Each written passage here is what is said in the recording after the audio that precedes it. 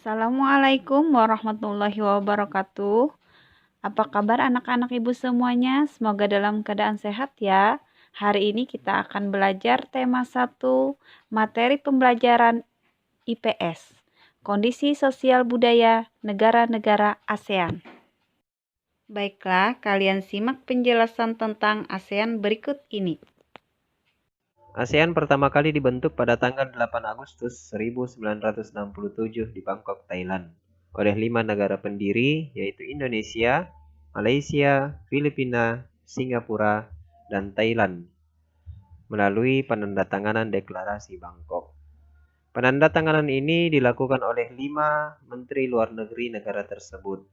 Yang mewakili Filipina ada Narciso Ramos, kemudian Adam Malik mewakili Indonesia, Tanat Koman mewakili Thailand, Tun Abdul Razak mewakili Malaysia, dan S. Rajaratnam mewakili Singapura. Anggota-anggota negara ASEAN sendiri yang awalnya pada saat dibentuk hanya 5 negara saja, lambat laun hingga hari ini anggotanya menjadi 10 negara yang ada di kawasan Asia Tenggara. Indonesia, Malaysia, Singapura, Thailand, dan Filipina merupakan negara pendiri. Itu bergabung pada tanggal 8 Agustus tahun 1967. Selanjutnya, pada tanggal 8 Januari tahun 1984, Brunei Darussalam ikut bergabung menjadi anggota ASEAN. Menyusul kemudian Vietnam ikut bergabung pada tanggal 28 Juli tahun 1995. 2 tahun berselang, bergabunglah Laos dan Myanmar, yaitu pada tanggal 23 Juli tahun 1997. Dan terakhir adalah negara Kamboja, yang bergabung pada tanggal 30 April tahun 1999. Di sini banyak pertanyaan yang muncul. Ada satu negara di kawasan Asia Tenggara yang sampai hari ini belum masuk menjadi anggota ASEAN. Benar sekali, negara tersebut adalah Timor Leste, negara yang merupakan negara pecahan dari Indonesia ataupun negara yang memisahkan diri dari Indonesia. Sebenarnya Timor Leste sudah lama mengajukan dirinya untuk bisa bergabung ke negara ASEAN, yaitu sejak tahun 2011. Akan tetapi, ada negara di antara 10 negara ASEAN yang sampai saat ini belum menyetujui bergabungnya Timor Leste, sehingga menyebabkan negara ini belum bisa untuk bergabung menjadi negara anggota ASEAN, dan statusnya di ASEAN adalah sebagai peninjau. Secara garis besar, pokok bahasan kita mengenai ASEAN ada 3, yaitu mengenai sosial budaya, kemudian ekonomi, dan yang terakhir adalah masalah politik. Pembahasan kita kali ini kita akan mengenal lebih jauh mengenai sosial budaya dari negara-negara anggota ASEAN. Yang pertama ada Brunei Darussalam. Budaya Brunei banyak dipengaruhi oleh ajaran Islam, tentu saja karena agama mayoritas di Brunei Darussalam adalah agama Islam. Kemudian mayoritas penduduknya adalah orang Melayu. Kata Brunei berasal dari kata Nah Baru yang diucapkan oleh Awang Alak-Betatar, penemu negara ini. Kata Darussalam berarti tempat yang damai atau rumah yang selamat.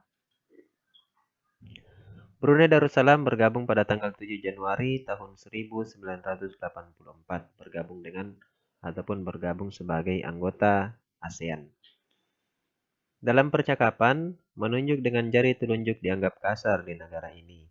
Secara tradisional, orang Brunei tidak berjabat tangan dengan lawan jenis, laki-laki dengan perempuan, begitu pula sebaliknya.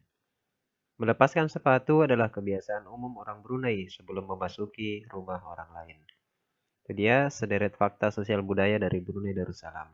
Selanjutnya kita ke negara tetangga kita yang memiliki ikon 2 gedung kembar ini, yaitu adalah Malaysia.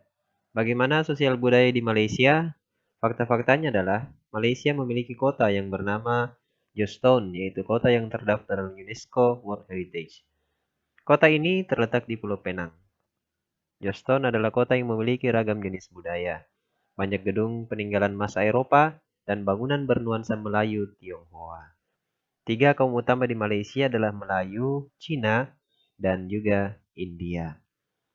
Kemudian, musik tradisionalnya banyak dipengaruhi oleh budaya Cina, Islam, India, termasuk juga dipengaruhi oleh Indonesia.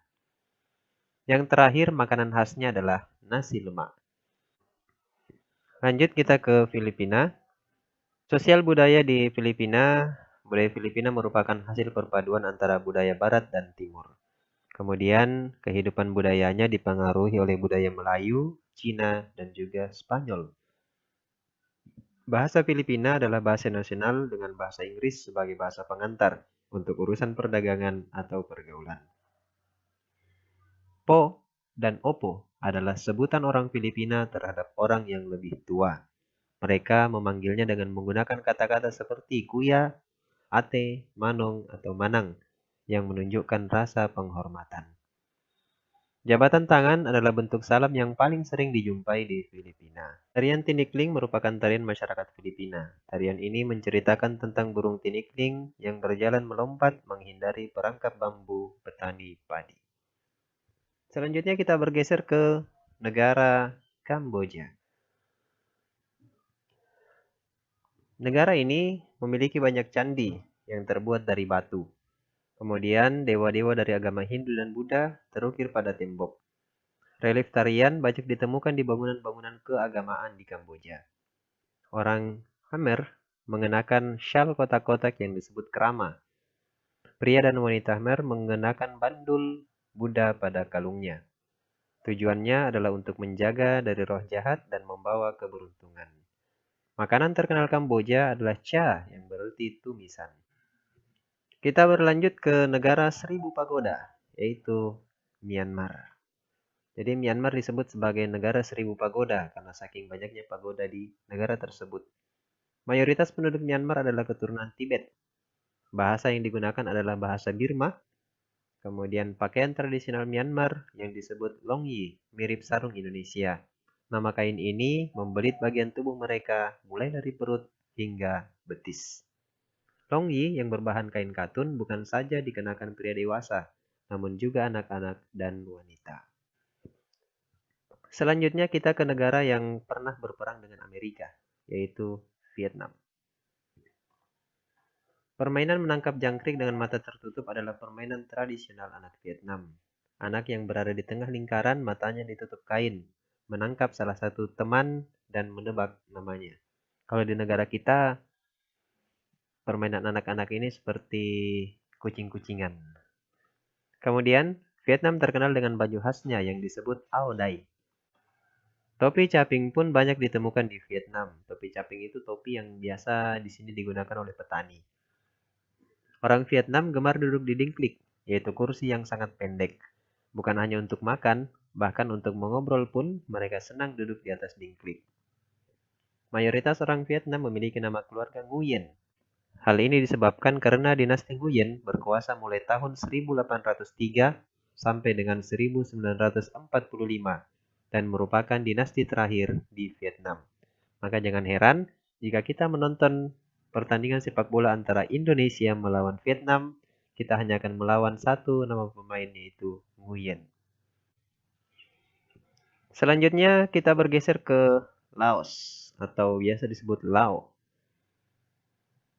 Nama Laos berhubungan dengan penemunya yaitu Ai Lao. Orang Laos terkenal kesabaran dan kesederhanaannya. Kemudian tahun baru Laos disebut Bun Pimai. Semua penduduk membersihkan rumah, mengenakan pakaian baru, dan mencuci patung-patung Buddha. Makanan utama bangsa Laos adalah nasi atau beras ketan yang dimakan dengan tangan langsung. Orang Laos menyebut dirinya Luk Khao Niao, yang artinya anak turun nasi ketan. Upacara sakral pemberian sedekah atau dikenal dengan Saibat merupakan upacara di Laos. Para biksu membawa bakul kecil, mengitari sebagian kecil kota untuk menerima sedekah dari penduduk setempat yang mayoritas beragama Buddha. Kita melangkah ke negara tetangga kita yang berbatasan dengan Pulau Batam, yaitu Singapura.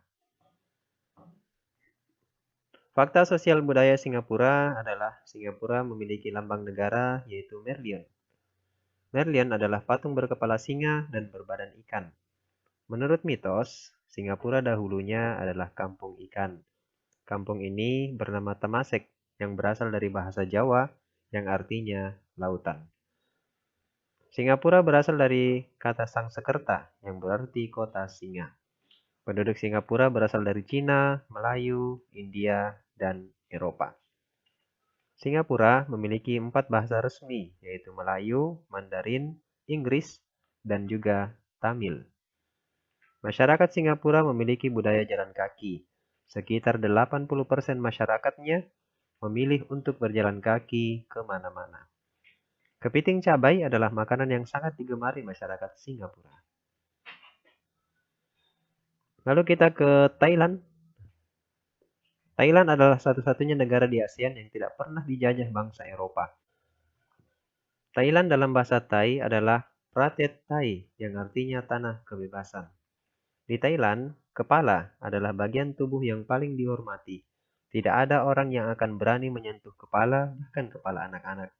Sebaliknya, bagian kaki dianggap bagian yang paling hina karena dipakai sebagai alat untuk menapak di tanah. Oleh sebab itu, kaki tidak boleh dihadapkan ke patung suci atau orang lain. Indonesia dan Thailand memiliki tradisi minum teh. Di Thailand, teh disajikan dengan susu dan rempah-rempah. Teh tersebut dinamakan Thai Iced Tea dan disajikan dingin. Ya. Itulah sekilas fakta sosial budaya negara-negara tetangga kita, negara-negara serumpun kita, negara-negara anggota ASEAN. Adapun mengenai ekonomi dan politik, baik itu hubungan ekonomi dan semacamnya, ekspor impor dan lain-lain, akan kita bahas di video selanjutnya. Terima kasih, selamat belajar, selamat mempersiapkan diri untuk menjadi generasi penerus bangsa yang terbaik. Wassalamualaikum warahmatullahi wabarakatuh.